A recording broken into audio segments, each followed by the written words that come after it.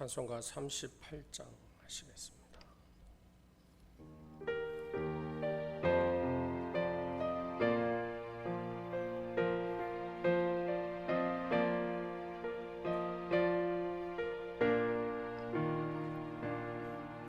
예수 우리 왕이여 이곳에 오셔서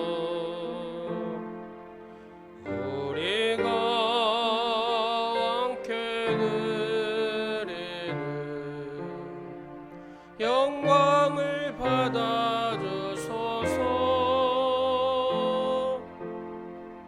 우리는 주님의 백성, 주님은 우리 왕이라. 왕이시네 주님 오셔서 좌정하사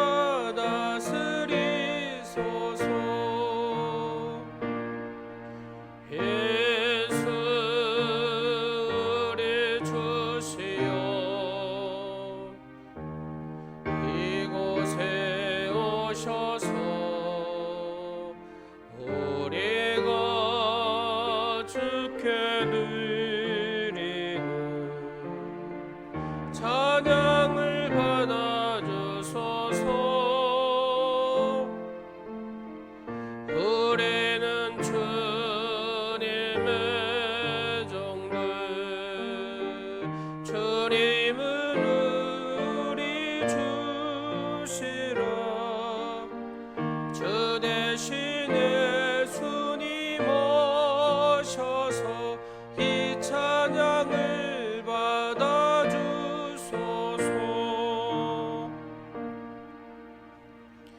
260장 하신 다음에 장선양 권사님 예배 위에서 기도하겠습니다.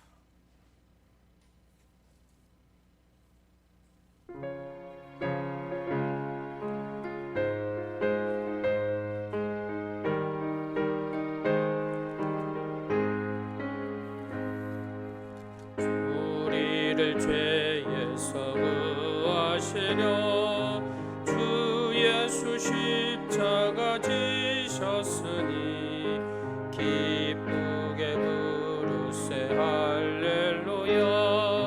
나 구원 얻었네. 찬송하세 찬송하세 주님 나를 구하셨네. 찬송하세 찬송하세 주가 구원하셨네.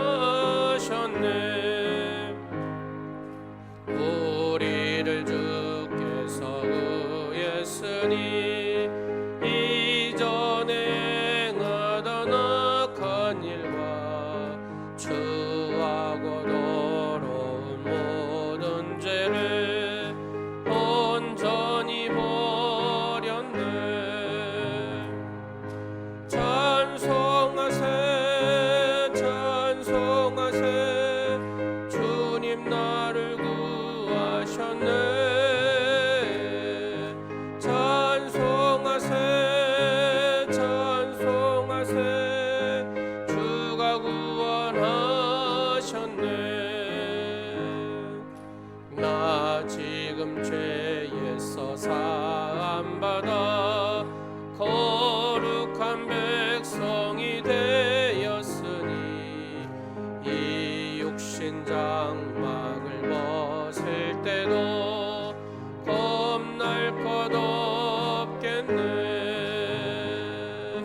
찬송하세 찬송하세 주님 나를 구하셨네.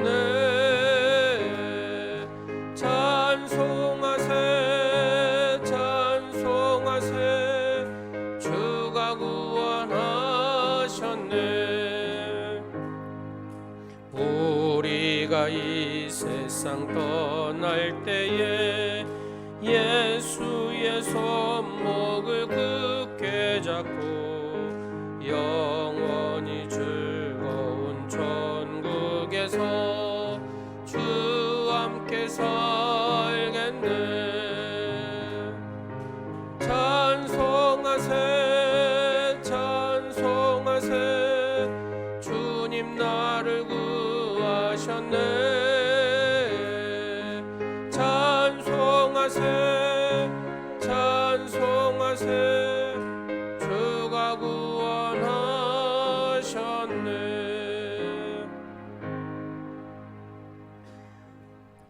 사랑과 은혜의 하나님 아버지, 거룩하고 복된 주님의 날, 마음과 뜻과 힘을 다하여 구원의 하나님을 찬양하며 감사로 경배하오니 오셔서 우리의 예배를 받아 주옵소서. 아멘.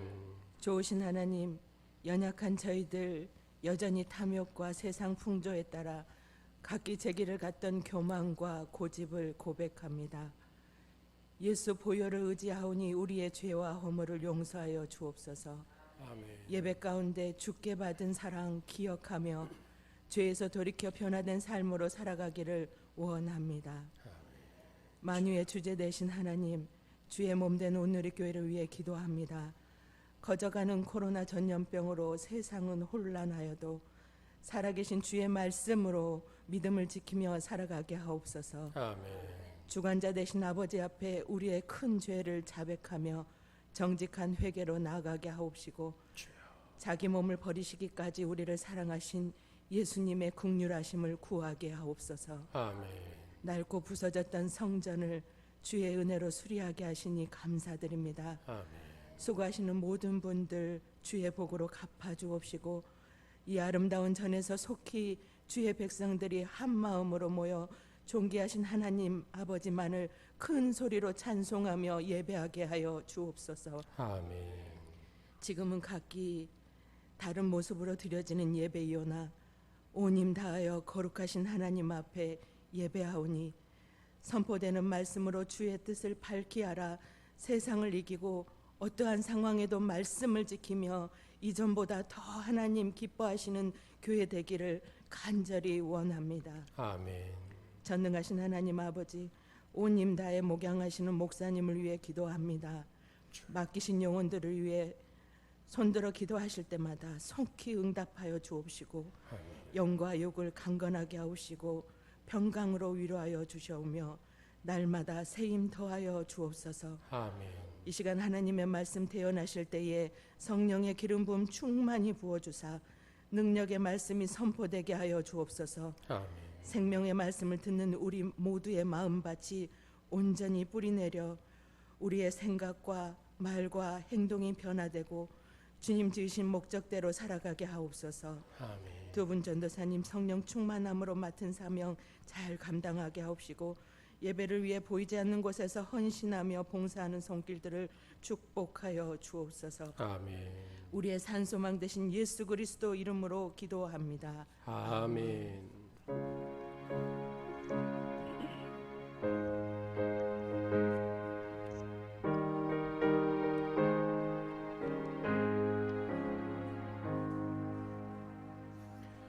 오늘 우리에게 주신 하나님 말씀 여기 있습니다. 하나님 말씀은 구약 성경 다니엘서 1장 8절에서 21절 말씀까지 보시겠습니다. 다니엘서 1장 8절에서 21절, 저 한 절 여러분 한 절 보시겠습니다.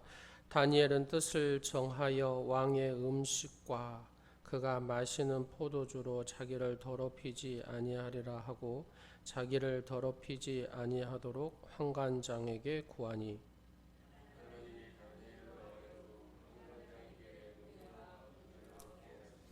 환관장이 다니엘에게 이르되 내가 내 주 왕을 두려워하노라. 그가 너희 먹을 것과 너희 마실 것을 지정하셨거늘 너희의 얼굴이 초췌하여 같은 또래의 소년들만 못한 것을 그가 보게 할 것이 무엇이냐.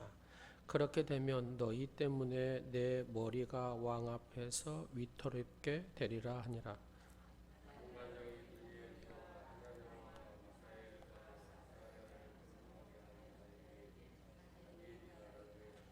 청하오니 당신의 종들을 열흘 동안 시험하여 채식을 주어 먹게 하고 물을 주어 마시게 한 후에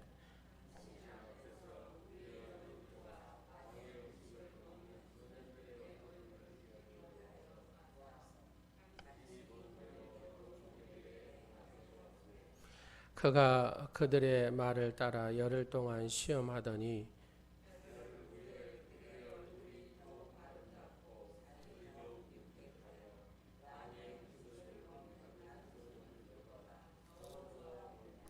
그리하여 감독하는 자가 그들에게 제정된 음식과 마실 포도주를 제하고 채식을 주니라.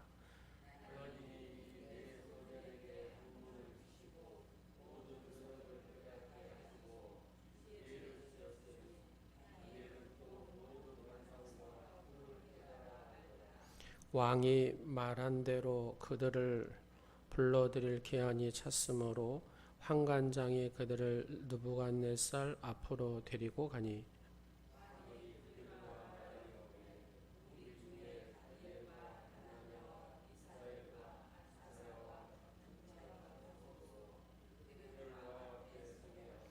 왕이 그들에게 모든 일을 묻는 중에 그 지혜와 총명이 온 나라 박수와 술객보다 10배나 나은 줄을 아니라. 다니엘은 고레스 왕 원년까지 쓰니라. 아멘.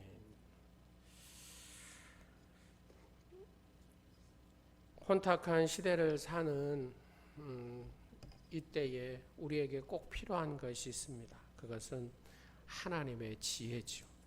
그러면 그 하나님의 지혜는 어디서 왔냐? 말씀이죠. 하나님 말씀. 제임스 콜린스하고 제리 프라스라는 이 두 사람은 미국의 기업을 연구한 사람들입니다. 미국 기업하면 미국의 IBM, 포드라는 자동차 회사, 제너럴 일렉트릭사라는 그 회사, 보잉사 같은 말 그대로 세계 유수 기업을 연구를 했습니다. 이런 기업들이 오랜 동안 좋은 이미지하고 또 발전을 유지하는 원리에 대해 다음과 같이 정리를 했습니다. 이 기업들을 보니까 핵심 이념을 굳게 지키면서도 발전을 강하게 추구하여서 항상 변화에 적응을 하더라는 얘기입니다. 오늘 본문에서의 핵심은 하나님께 뜻을 정하여입니다. 하나님께 뜻을 정하여야 내 삶의 원칙을 정확히 보존할 수가 있다는 겁니다. 하나님께 뜻을 정하여 삶의 원칙을 보존하면서 정말로 신앙인답게 산 사람들, 이 사람들이 오늘 본문에서 등장하죠. 그 사람들이 누구예요? 다니엘과 세 친구입니다. 저는 오늘 본문을 통해 이 혼탁한 시대, 또 IMF를 또 겪은 이후에 또 코로나라는 어마어마한 전염병을 좀 겪고 있는데, 이 혼탁한 시대에 살아가는 우리가 어떻게 하면 다니엘과 세 친구들처럼 주님께 바로 쓰임을 받을 수 있는지에 대해서 함께 생각해 보고자 합니다. 자, 먼저 다니엘서의 핵심의 주제가 뭐냐면 주께서입니다. 주께서. 그러니까 이 주께서라는 것은 역사의 주관자가 누구시냐? 주께서 하신다. 생명의 주관자가 누구시냐? 주께서 하신다. 내 삶의 가정을 누가 주관하시냐? 주께서 하신다. 내 생명을 누가 주관하시냐? 주께서 하신다. 그 말입니다. 예수님의 초림과 역사의 마지막 때를 다 기록한 책이 다니엘서거든요. 그러니까 다니엘서를 내가 정확히 알면 지금 우리가 이 코로나19라는 이런 상황 속에서 살아가는데, 이 코로나19 가운데 하나님의 뜻을 발견해야 된다는 겁니다. 고난 가운데 하나님의 뜻을 발견하고 그 뜻대로 구하고 살아갈 때에 바로 그때에 하나님의 은혜가 임하게 되는 줄로 믿으시기 바랍니다. 하나님께서 이스라엘을 다스리는 방법은 성경에 보니까 크게 두 가지죠. 하나는 하나님 말씀에 순종하면 복을 주고, 하나님 말씀에 불순종하면 저주가 임하는 것. 바로 이것은 이 시대에 살아가는 우리에게도 똑같이 적용되는 말씀입니다. 자, 그러면 다니엘이 보니까 다른 사람들보다도 1차 때 바벨론 포로로 잡혀가거든요. 그러니까 BC 605년 한 다니엘 나이가 16살쯤 됐답니다. 다니엘은 우리가 아는 대로 귀족 출신이라 그러죠. 근데 다니엘이 보면 1차 때 다른 백성들이 오기 전에 8년 전이죠. 8년 전에 미리 이 바벨론 포로로 잡혀갔습니다. 그러면 다니엘이 이 8년 전에 미리 잡혀간 이유가 뭘까? 거기에는 세 가지 이유가 있어요. 첫 번째는 뭐냐면 이방 땅에도 하나님의 영광을 드러내기 위해서라는 겁니다. 그렇죠? 다니엘을 통해서 하나님의 영광이 얼마나 드러납니까? 이방 땅에서도 하나님의 영광이 드러나기 위해서. 두 번째는 뭐냐면 후에 동족들이 끌려올 것을 준비하기 위해서 다니엘을 하나님께서 포로로 8년 전에 이동시키셨다 그 말입니다. 누가 생각이 납니까? 요셉이 생각나죠. 요셉처럼 하나님께서 미리 준비하게 하셨다라는 겁니다. 세 번째 이유는 궁극적인 목적은 큰 풀무. 이 큰 풀무라는 것은 풀무풀 우리 여기 많이 들죠. 큰 고통을 통하여서 누구를 메시아를 대망하도록 만드시기 위하여서 하나님이 그러셨다는 얘기입니다. 자, 그러면 8절 말씀을 우리가 들어갑니다. 다니엘은 뜻을 정하여. 자, 다니엘은 뜻을 정하여 삶의 원칙을 세웠다라는 겁니다.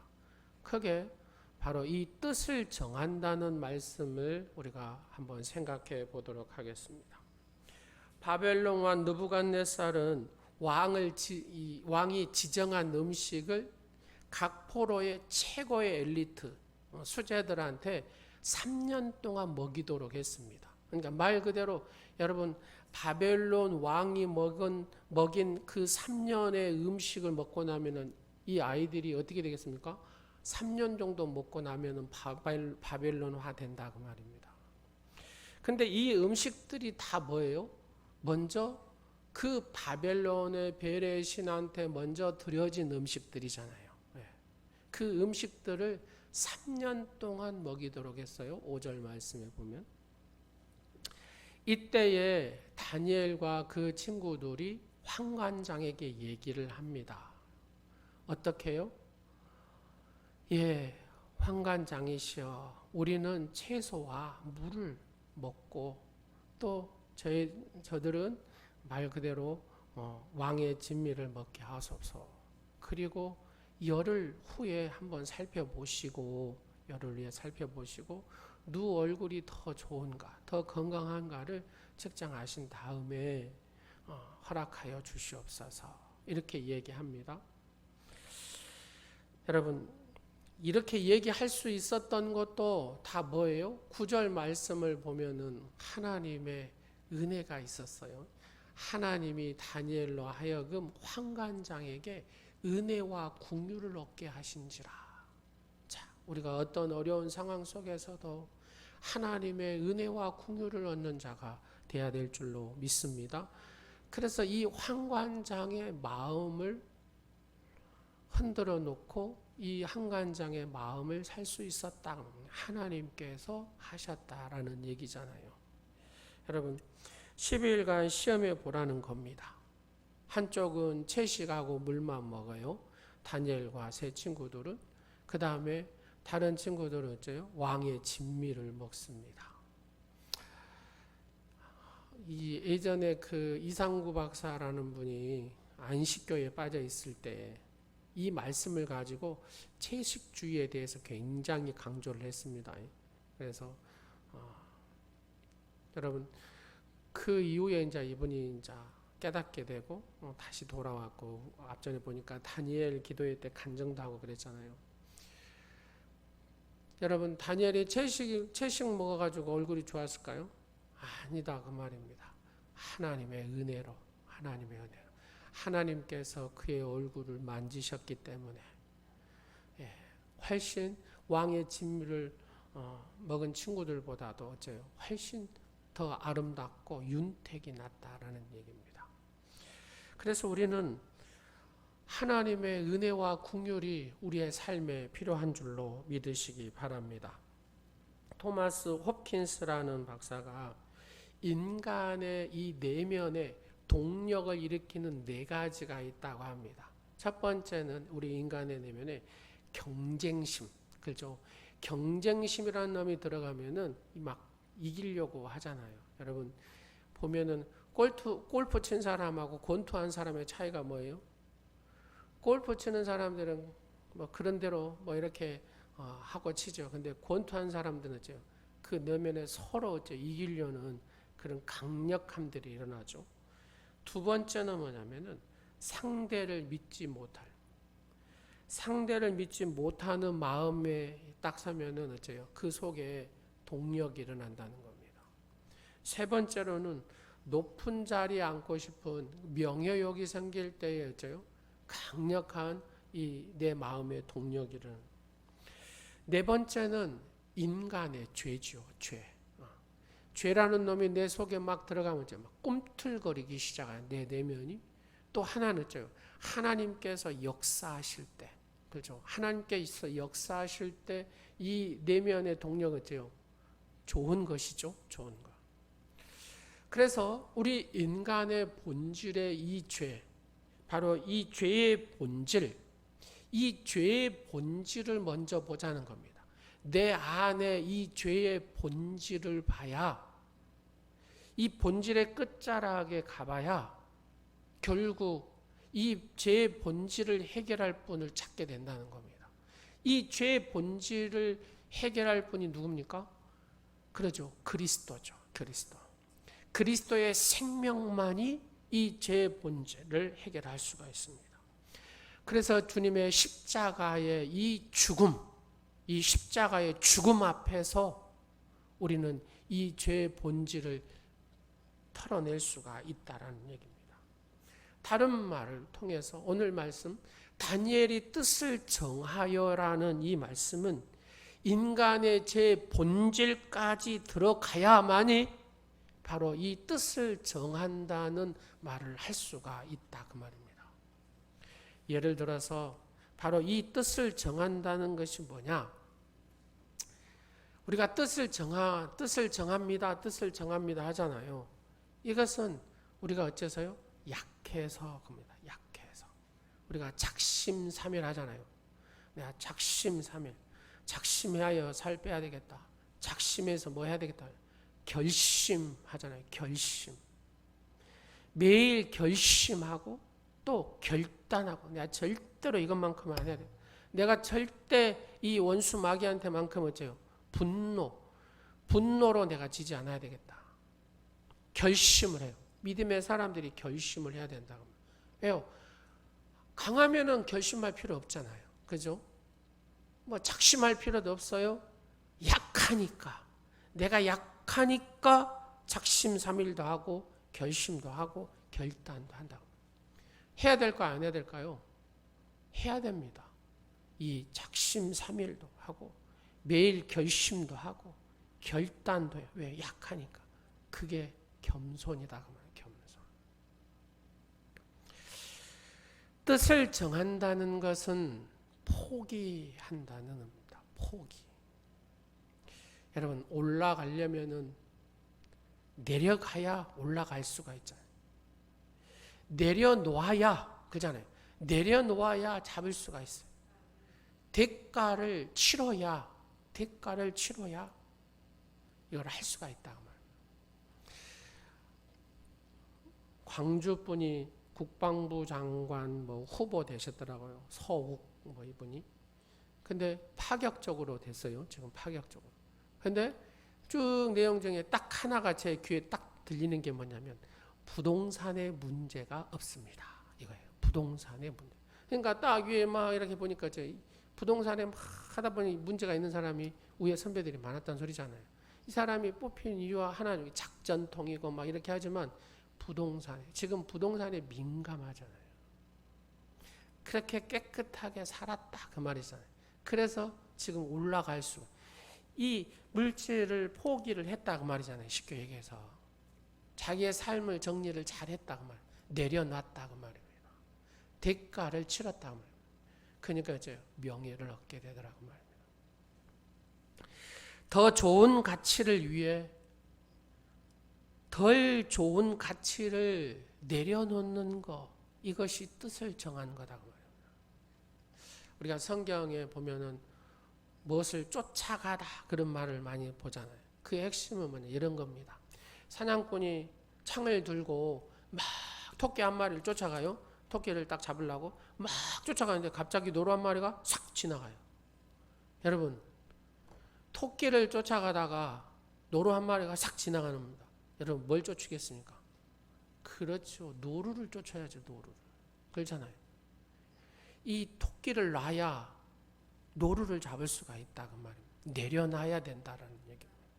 더 좋은 가치를 위해 덜 좋은 가치를 내려놓는 거죠. 여러분, 다니엘과 함께하는 많은 이방인 중에서도 최고의 수제들만 모였어요. 근데 다니엘이 저는 왕의 음식을 안 먹겠습니다, 이렇게 얘기를 하는 거예요. 벌써 어째요? 경쟁에서 밀리는 거잖아요. 경쟁에서 밀리는 거예요. 여러분 생각해 보십시오. 최고 보면 요즘에 그런 곳은 특수고등학교들이 있잖아요. 그럼 학교에서 내가 1등하고 2등 한 애들이 다 그걸로 모이잖아요. 가면 공부하다 보니까 어째요? 자기보다 월등한 애들이 많아요. 그래서 뒤에서 자기는 놀아요.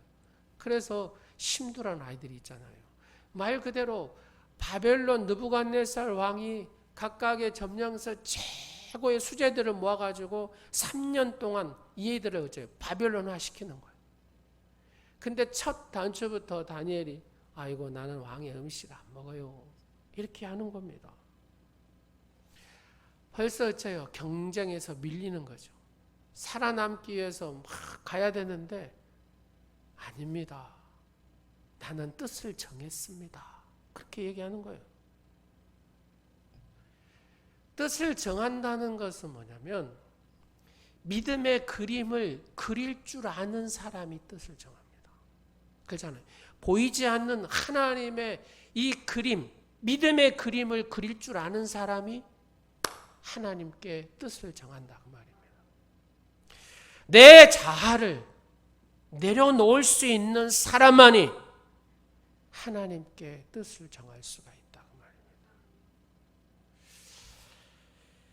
왕의 진미를 거절했다라는 것은 그냥 쉽게 얘기하면 신앙의 문제죠. 나는 하나님을 버릴 수가 없습니다. 하나님이 싫어한 것을 할 수가 없습니다. 이 죄의 길에 갈 수가 없습니다. 그런 거잖아요. 한번 보십시오. 다니엘서 8장 1절을 한번 보겠습니다. 다니엘서 8장 1절 시작. 나 다니엘에게, 자 보세요. 여기까지만 보세요. 나 다니엘에게, 8장에서 나 다니엘에게 합니다. 15절을 보겠습니다. 시작. 나 다니엘이, 나 다니엘이. 그 다음에 9장 2절 시작. 나 다니엘이. 지금 8장과 2절과 12절과 또 9장 2절에도 계속 나오는 단어가 뭐예요? 나 다니엘이. 그래요. 근데 다니엘은 언제 이름이 바뀌어버렸는데요? 벌써 1장에서 이름이 바뀌거든요. 1장 여러분 7절을 보세요. 시작. 환관장이 그들의 이름을 고쳐 다니엘은 뭐라 그래요? 벨드사살이라. 근데 지금 8장과 9장을 보니까 계속해서 다니엘은 자기 이름을 뭐라 그래요? 나 다니엘, 나 벨드사살이 그래야 되잖아요. 근데 나 다니엘이 계속해서 다니엘이라는 이름을 씁니다. 여기에 핵심이 있습니다. 다니엘의 이름의 뜻은 하나님은 심판주이시다 그 말입니다. 하나님은 심판주이시다. 여러분 벨드사살은 뭐예요? 벨이 뭐예요? 바벨론의 신 이름이 벨입니다. 벨. 그러니까 환관장이 다니엘아, 너를 보호자가 야훼 여호와가 아니라 이제는 벨이다. 벨. 이 벨이 너를 보호할 것이다. 이게 벨드사살입니다. 근데 다니엘은 8장과 9장을 계속해서 한번 봐. 뭐라 그래요? 나 다니엘은 하나님이 심판주이십니다. 하나님은 심판주이십니다. 하나님은 심판주이십니다. 이걸 얘기하는 겁니다. 역사의 주관자가 하나님이십니다. 이걸 얘기하는 겁니다. 이걸 또 누가 얘기하냐면요. 구약의 대가인 사도 바울이 가말리엘 후생 구약 성경에 보면 좀 대가가 사도 바울이잖아요. 이 사도 바울이 로마 감옥에도 보니까 상옥이 있고 중옥이 있고 하옥이 있어요. 근데 어디가 있어요? 지금 맨 밑에 하옥에 갇혀 있는 사도 바울이 마지막 죽음을 예견하면서 이렇게 하나님 앞에 고백을 합니다. 디모데후서 4장 8절. 이제 후로는 나를 위하여 의의 면류관이 예비되었으므로 주 곧 의로우신 재판장이 그 날에 내게 주실 것이며 내게만 아니라 주의 나타나심을 사모하는 모든 자에게니라. 주 곧 의로우신 재판장이라고 얘기합니다.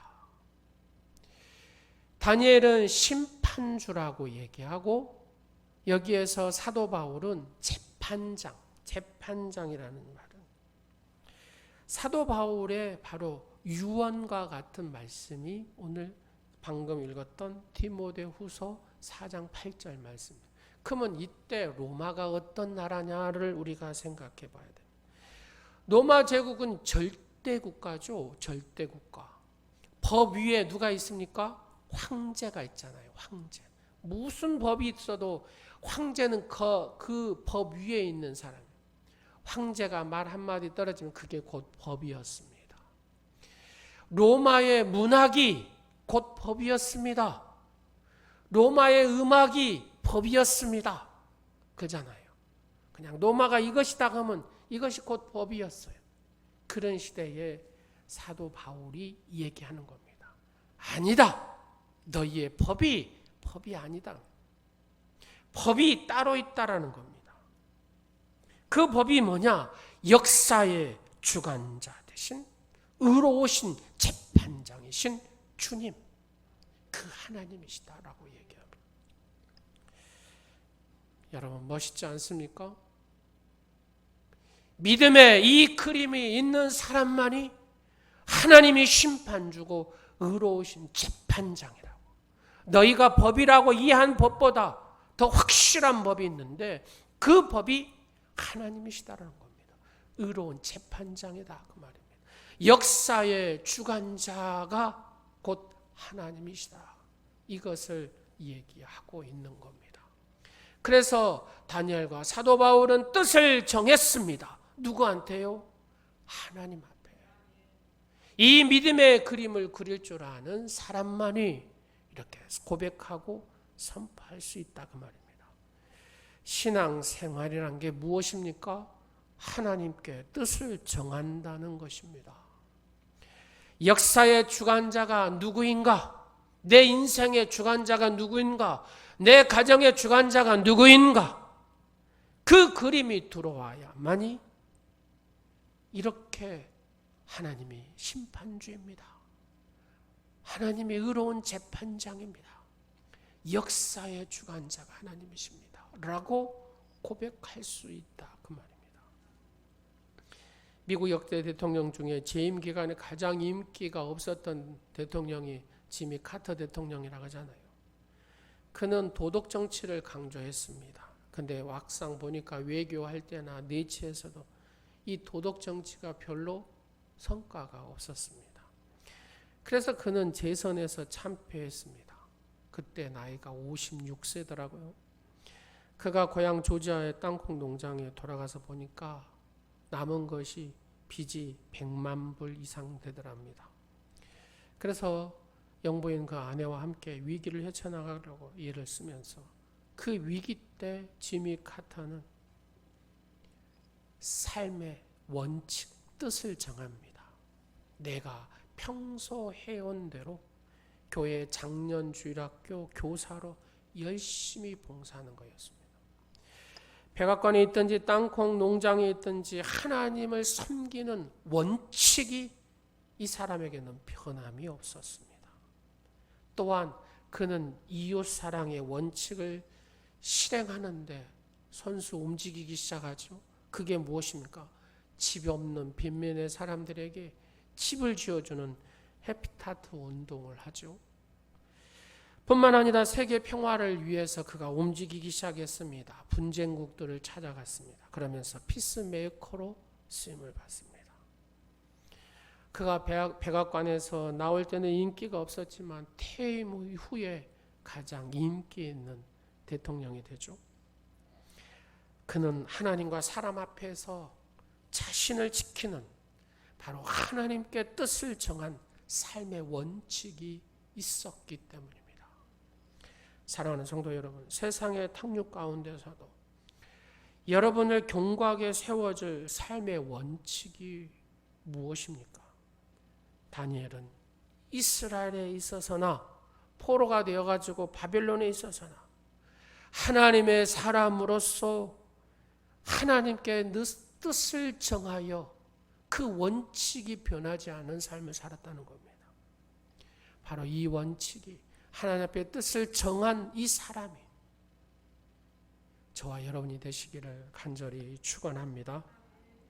두 번째로 보니까 다니엘이 하나님 앞에 이렇게 귀하게 쓰임 받을 수 있었던 것은 겸손했더라고요. 12절에 보니까 여러분 12절 들어가니까 뭐라 그래요? 청하오니, 이 청하온이라는 단어입니다. 황관장에게 다니엘이 청하온입니다. 청하온이. 이 청하온이라는 단어는 말 그대로 어째요? 겸허한 모습입니다. 겸허한 모습. 아주 겸손하게 청하였다 그 말입니다. 이 겸손, 겸허의 모습이 누구의 모습입니까? 예수님의 모습이죠. 지금 한국 교회가 왜 욕을 먹습니까? 겸허한 모습이 없기 때문에, 겸손한 모습이 없기 때문에, 무례하기 때문에 그렇잖아요. 무례하기 때문에. 무례함은 기독교의 신앙이 아니라는 얘기입니다. 무례함은 가정에서도 안 된다는 얘기죠. 교회에서도 무례하면 안 된다는 겁니다. 사회에서도 무례하면 안 된다는, 무례함은 그것은 신앙이 아니에요. 겸손함과 겸허한 모습이 신앙이라는 겁니다. 우리는 십자가 앞에서 이 겸손이라는 자의식조차 자각할 수 없을 정도로 엎드려야 한다라는 얘기입니다. 겸손이란 자의식조차 자각할 수 없을 정도로 엎드림의 겸허한 말입니다. 이런 거죠. 모세가 하나님과 대면을 했어요. 근데 얼굴이 그냥 광채가 났어요. 근데 여러분, 모세는 그거를 의식했어요? 못했어요? 못했잖아요. 바로 그 모습입니다. 그 모습. 세상 사람들이 우리 얼굴을 보면서 와, 광채가 나. 백성들이 보면서 와, 모세 얼굴을 보니까 광채가 나. 근데 정작 자신은 그걸 못 느꼈다. 바로 이 겸손함의 자의식조차도 자각할 수 없을 정도로 신앙이라는 것이 십자가 앞에서, 우리가 십자가 앞에서 그렇게 겸손해야 된다고 말입니다. 이것이 바로 청하온입니다. 청하온. 우리가 겸손해야 할 세 가지 이유가 뭡니까? 우리는 피조물이기 때문에. 피조물이기 때문에 우리는 겸손해야 됩니다. 우리는 타락한 죄인이기 때문에 겸손해야 됩니다. 아무리 의로운 척하고 아무리 신앙이 있는 것처럼 봐도 정작 그 안에는 타락한 인간의 본 모습이 그대로 있더라고요. 세 번째, 그럼에도 불구하고 우리는 주님께 구원받은 성도이기 때문에 그러잖아요. 피조물이고 타락한 존재인 이 인간이 그럼에도 불구하고 하나님 앞에 구원받은 존재이기 때문에 우리는 겸손해야 돼요.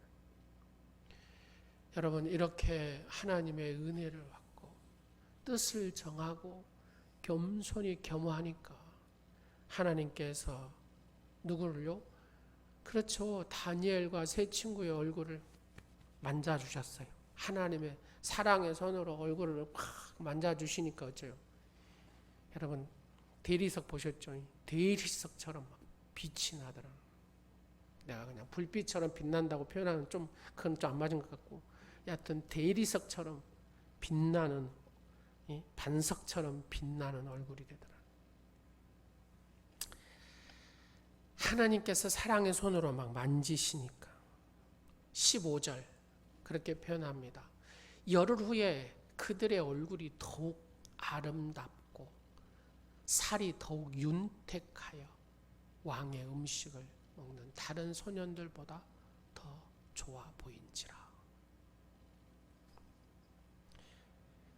여러분, 여자의 얼굴은 누구에게 책임이 있습니까? 남자에게 있습니다. 그러니까 제 집사람의 얼굴이 찌든 얼굴이면 누구한테 책임이 있겠어요?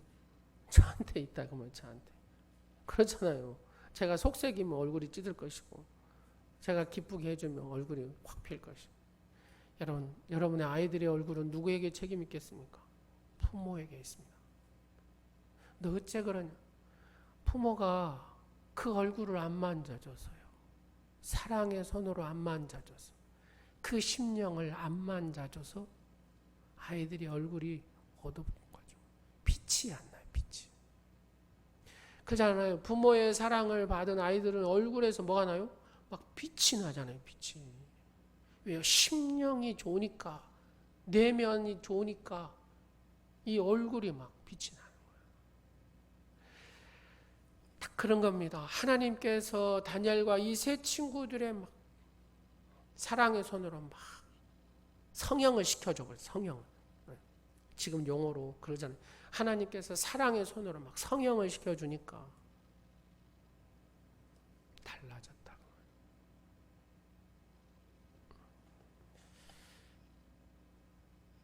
말씀을 마치도록 하겠습니다. 하나님의 사랑의 손으로 만지니까 달라지더라는 거. 근데 중요한 것은 하나님께서 어째요?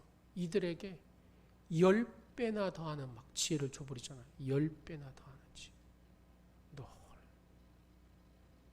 하나님께서 10배나, 누가 따라오긴 하겠습니까? 따라오도 못하죠. 하나님께서 10배나 하나님 앞에 막 뜻을 정하고 겸허한 마음으로 하고, 그러니까 하나님 막 얼굴도 막 하나님의 손으로, 사랑의 손으로 만약 막 성형이 되면서 심령이 행복해지고 막 지혜도 막 10배나 되죠. 이 혼탁한 시대에 하나님의 사랑의 손에 이 성령이 우리에게 필요하다고 말입니다. 여러분의 가정도 그러잖아요. 기도하겠습니다.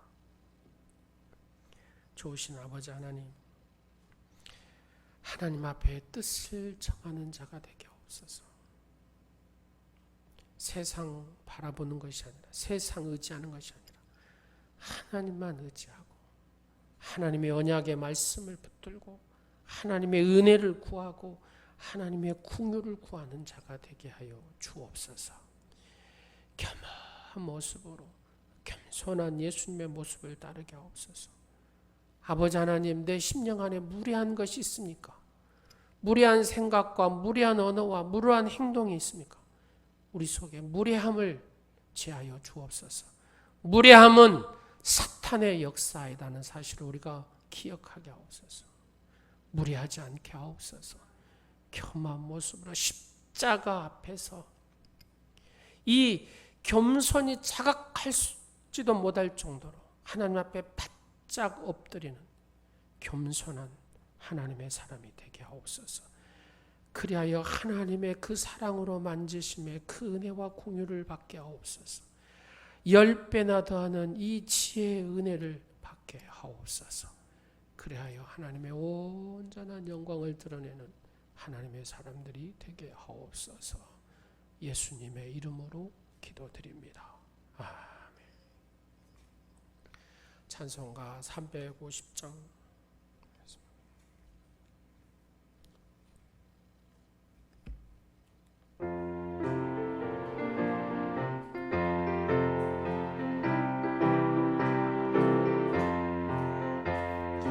우리들의 싸울 것은 열기 아니요, 우리들의 싸울 것은 육체 아니요.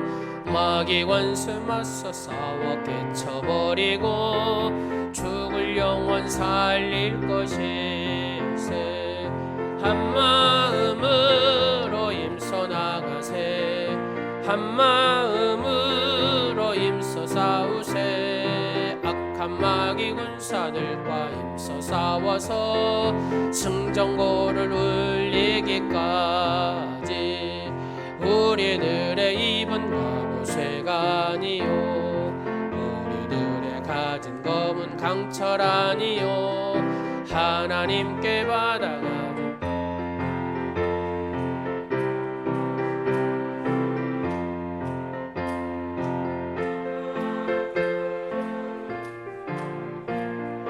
한 마음으로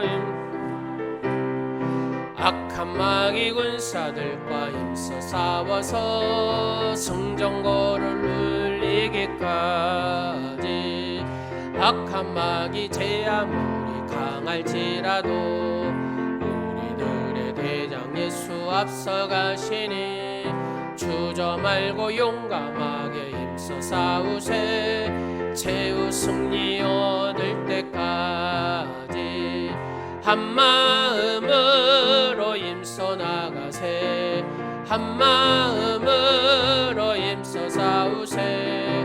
악한 마귀 군사들과 힘써 싸워서 승전고를 이기기까지. 죄악 중에 빠진 사람 죄를 뉘우쳐 십자가에 달린 예수 믿기만 하면 위태한 데 빠진 영혼 구원 얻어서 천국 백성 될 것임일세. 한 마음으로 힘써 나가세, 한 마음으로 힘써 싸우세. 악한 마귀 군사들과 힘써 싸워서 승전고를 울리기까지. 우리의 향기로운 헌신을 바라시는 하나님 아버지, 엄청난 죄악을 용서받은 여자가 옥합을 깨뜨려 주님의 머리에 붓고 눈물로 발을 씻겨드린 것처럼 우리도 주님을 위하여 몸과 마음을 들여 헌신하게 하심을 감사드립니다. 우리의 헌신이 다른 사람들에게 곱지 않게 보일지라도 개의치 않게 하시고 몸과 마음과 정성을 다하여 주님을 섬기게 하옵소서. 우리가 때와 장소를 가리지 않고 모든 것을 다하여 충성하여 주님을 기쁘시게 하는 복된 성도가 되게 하옵소서. 우리의 속마음을 주님께 드리게 하시고 죽음도 두려워하지 않는 믿음으로 충성하는 성도가 되게 하옵소서. 주님에게 향하는 향기가 겉에서만 나지 않게 하시고 진정으로 심령의 깊은 곳에서 나와 하나님을 기쁘시게 하고 영광을 돌리는 축복자가 되게 하옵소서. 아버지 하나님의 은혜에 고마워서 이 시간도 감사의 예물로 드립니다. 하나님의 것을 구별하여 10의 1조로 드립니다. 아버지 빚진 자의 심정으로 선교 예물과 구제 예물로 드립니다. 또 하나님 각각의 여러 가지 모양 일천번제로 드리고 하나님 앞에 성전 기둥 예물로 드립니다. 하나님께서 받으시옵시고 약속하신 언약의 말씀에 따라 축복하여 주옵소서. 하나님의 놀라우신 은혜의 표적이 나타나는 복된 삶과 가정이 되게 하시고 사업장과 직장이 되게 하여 주옵소서. 아버지 혼탁한 이 시대에 하나님 다니엘과 또 그 세 친구에게 하나님께서 지혜를 주신 것처럼 지혜를 10배나 더하게 하여 주시고 늘 하나님께 뜻을 정하고 겸손히 하나님 앞에 구하는 그런 믿음의 축복자가 되게 하여 주옵소서.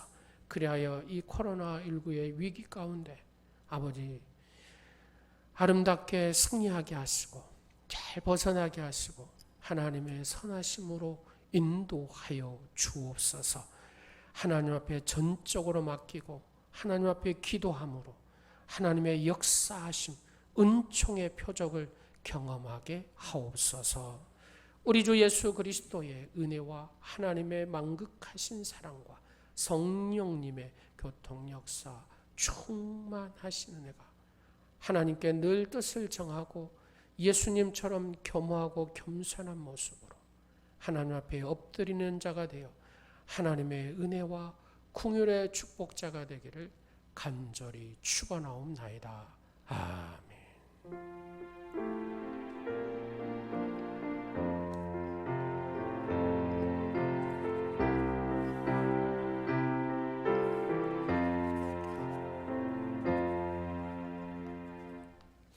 하나님께 영광의 박수 드리겠습니다.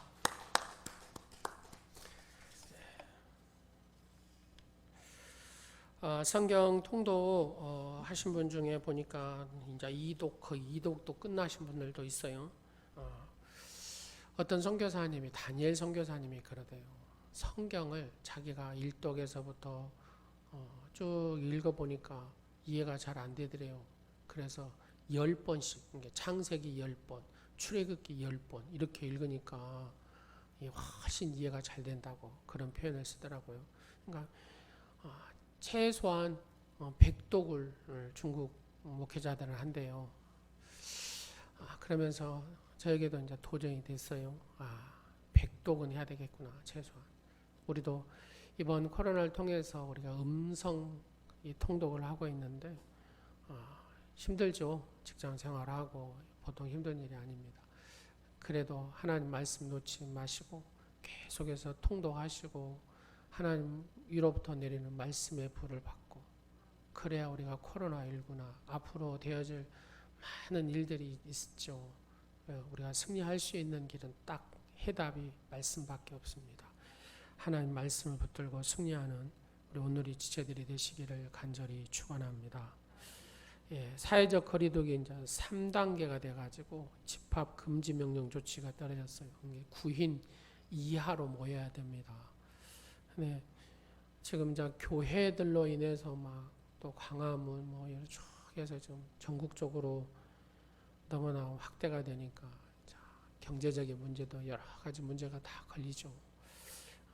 속히 하나님의 선하신 뜻이 이루어질 수 있도록 우리가 기도하고 겸손하게 회개하며 우리가 살아야 될 것 같습니다. 하나님 앞에 은혜와 긍휼을 구하는 여러분 되시기를 간절히 원합니다. 바자회가 아무리 생각해도 안 될 것 같고 좀 되어지는 것 보고 추후에 이렇게 강구하도록 하겠습니다. 교육관 공사를 하다 보니까 욕심이 생기고 또 보니까 또 하나를 고쳐놓으니까 하나가 너무 지저분하고 그래서 아마 조금 연장이 좀 될 것 같습니다. 여러분들 기도해 주시고 계속해서 또 후원해 주시고 또 과일, 음료수 이렇게 대접해 주셔서 너무나 감사합니다. 여러분들 마음 하나하나 하나님께서 받으시고 하나님께서 갚아주실 줄로 믿습니다. 다른 것은 주보를 보시고 또 중보기도 해주시고 오늘 또 예배 가운데 성령의 임재하심이 있도록 또 저를 위해서 또 예배 위해서 중보기도 해주시면 감사하겠습니다. 기도하겠습니다.